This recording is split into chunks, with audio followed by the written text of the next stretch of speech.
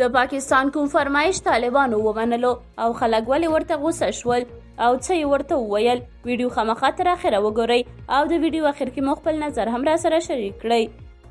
ځینې وزیرستاني کډوال چې د خوست ولایت ګربز ولسوالۍ کې ډیورنډ فرضي کرښې ته نږدې د ګولان کمپ اوسیدونکي وو وایي نه غواړي چې لرې پرتو ولایتونو ته ولېږدول شي. د حکومت د نوې پریکړې له مخې لرې پرتو ولایتونو ته کډه وکړئ. اوس دغه کډوال وایي چې له ګڼو اقتصادي ستونزو سره مخ دي او په نورو ولایتونو کې د نوو کورونو د جوړولو وس نه لري.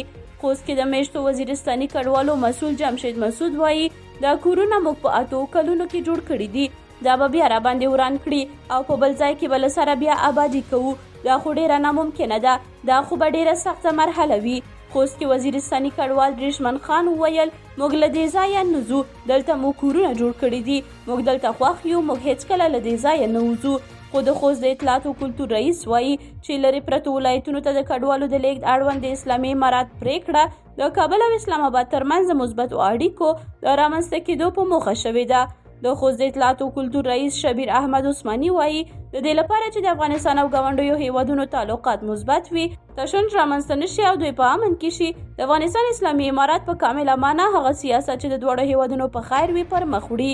دغه وزیرستاني کډوال داسې مهال نورو ولایتونو ته د نتلو خبره کوي چې نږدې یوه اونۍ مخکې د اسلامي امارات ویان ذبیح الله مجاهد ویلي و چې د ډیورنډ فرضي کرښې په اوږدو کې میشت وزیرستاني کډوال به لرې پرتو ولایتونو ته ولېږدول شي او دا پاکستان ورته ویلي و چې دا کسان له دې ځایه باید لرې کړی شي.